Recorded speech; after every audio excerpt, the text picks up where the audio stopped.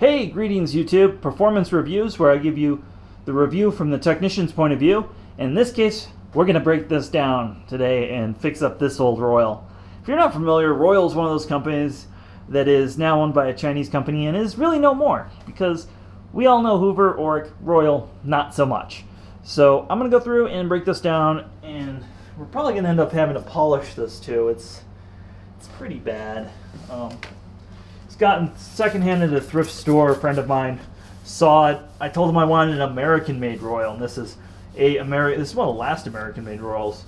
Most of these. Well, we're in my grinding room of my shop, which, if you're not familiar with my shop, I have a grinding room. Move that VFD. So the back of this is really good. There's very few big scrapes along this, so I will just have to polish this with a wheel. Actually, we'll probably be using a soft cotton wheel on this, not the cardboard wheel. But the rest of this is not so nice. We have some really deep gouges in here. And as you can see, I've kind of started cleaning them up on one side. So the process is, we're actually going to use a grinder. We're going to take the scratches off, and then once the scratches are off, we're going to polish that. Now the grinder right now is set up for 800 grit. I can go up to about 10,000 grit with the grinder before I have to hit the polishing wheel. The other thing I'm going to do is, there it is. Got the pieces down here in a box. You can see where Royal cheaped out and didn't polish a lot of visible parts on the machine. Why this isn't going to be visible, you definitely see this side when you're using the machine, because you use the machine. On the machine. It's like that. So it's real weird that there's these unpolished edges that are visible. So I'm going to polish that as well. The aluminum appears to be better quality than Kirby, but the actual fit and finish in the molding is not as good. So that's kind of strange as well. So let's get to work. This is a lot of work. I'm going to actually cut the camera because this is probably about 2 to 3 hours worth of work here that we're going to be doing.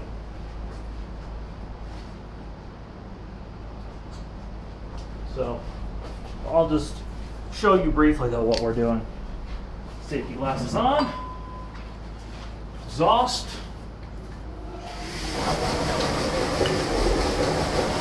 lights,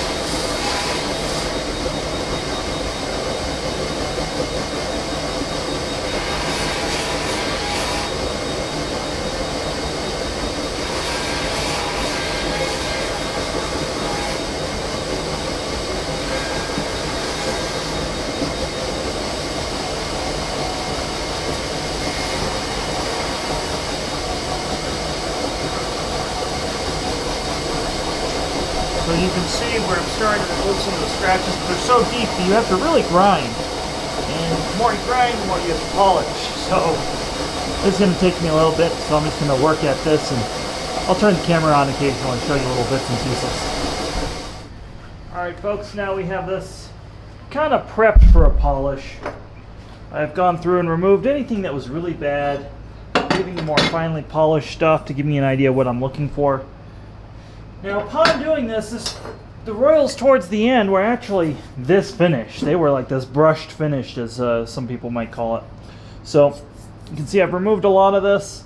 There's a little bit of fine touch-up I'm going to do, so I'm going to switch my belts on my grinder, and then do that, and then I'll turn the camera back on when we start doing the fine polish work. So I've scratched everything on there with 800 grit. We're now just going to skip and go right to the 2500 grit A6 3M Trizac belt.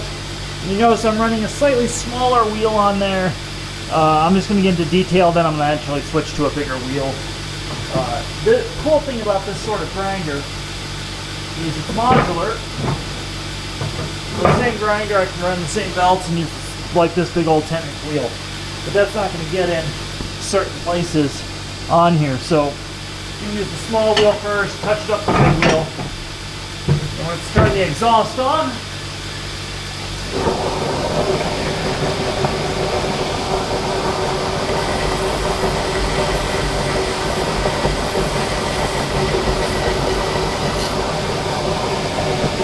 You can't stay in one place too long with this.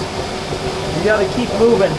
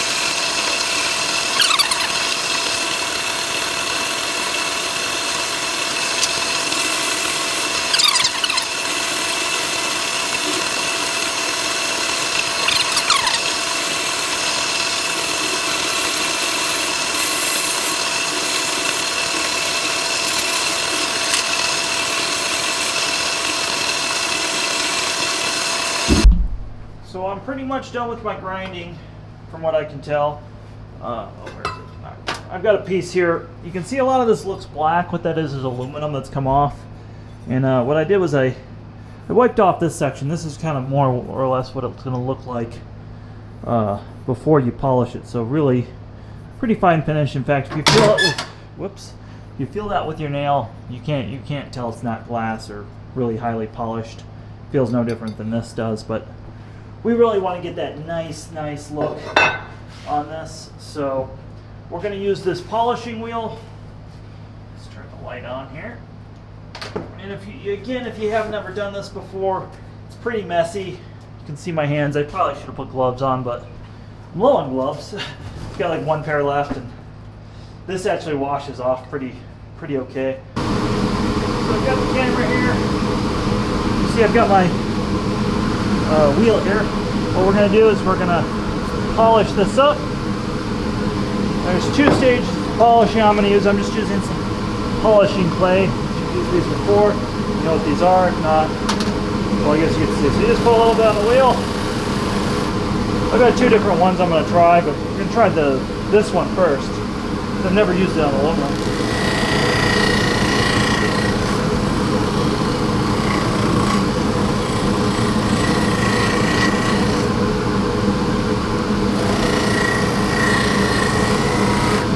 Actually doing all right.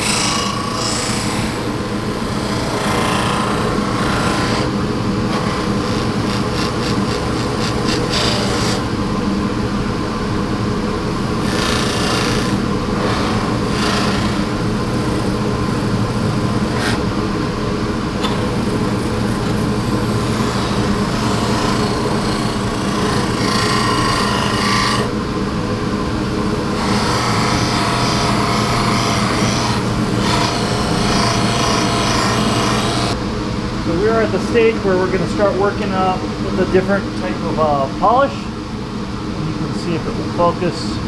We're going to start to blend the grinding and the polish marks. You won't be able to tell the difference when we're done here. So again, you just want to keep moving, keep working.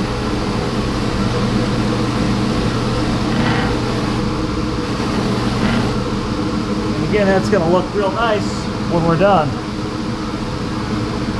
Camera will focus. There we go.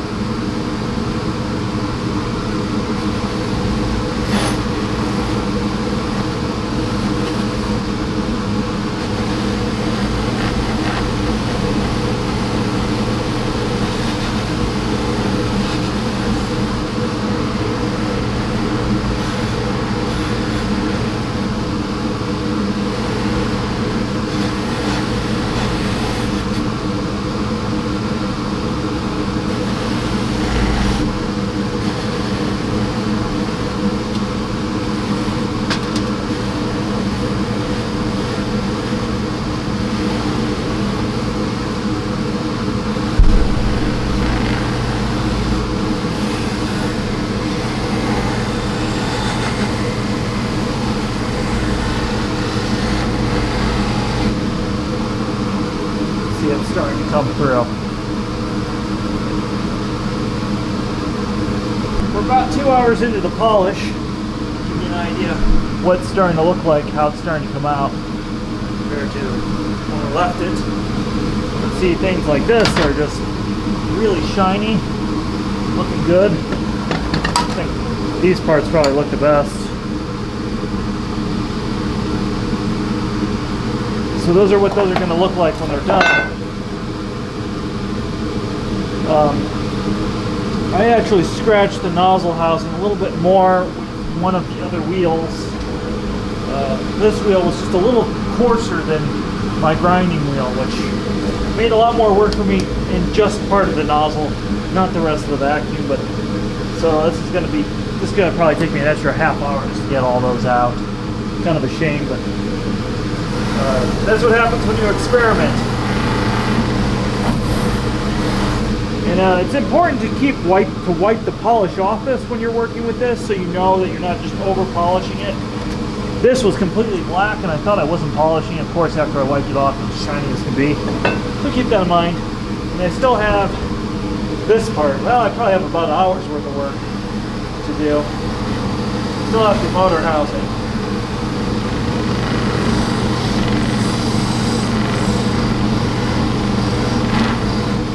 Give you an idea how that just starts to fade together after just a little bit of love from my my buffer wheel here.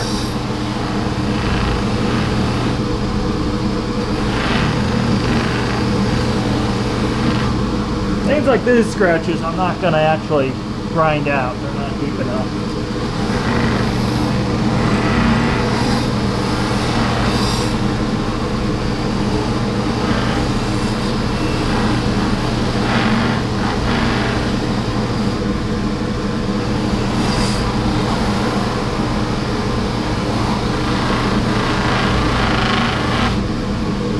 See how it's just coming out real nice.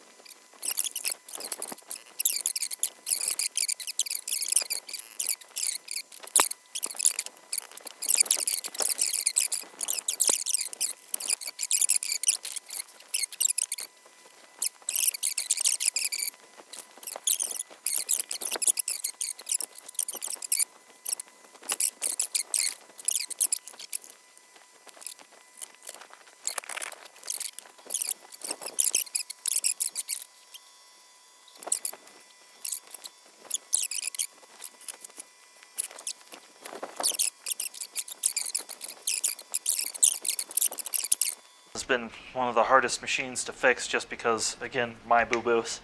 You can see the arrow on the brush roller. It will focus, there we go. And then we can see the arrow on the base plate. So when you're doing this, we're going to make sure those arrows are lined up.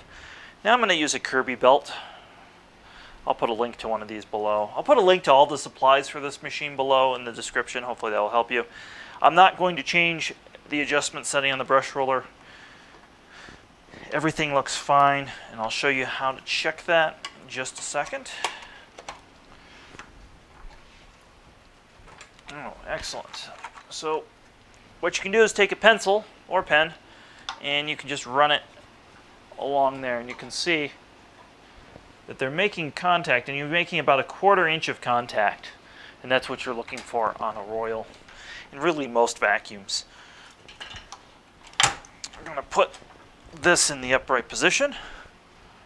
Now the adjuster right cap has a little cheater there that shows you how to put the belt on. So I'm going to do that. Before I do that, I want to mention you really should have the belt tool for this machine. If you're using one of these machines, I don't have it. It's not handy right now, so I'm going to use my finger. Most people won't have the strength to do that.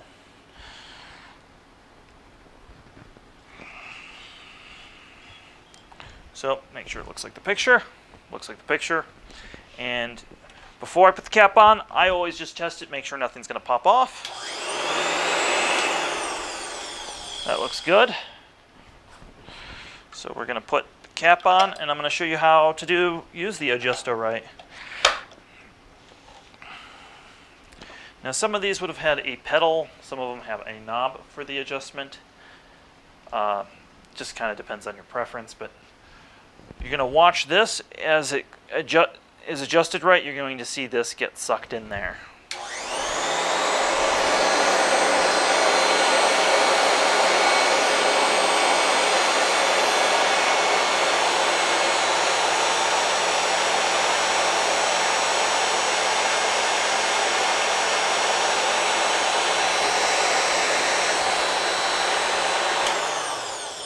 And now the machine's off. And that's how you use the adjuster right. Let's vacuum a little bit with this.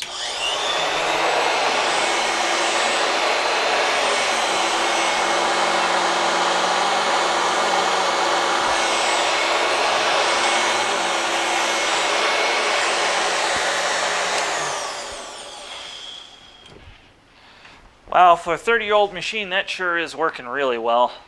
Hey, I appreciate you folks sitting through, seeing my mistakes when I did this, and I appreciate all your continued support on Patreon and on the channel.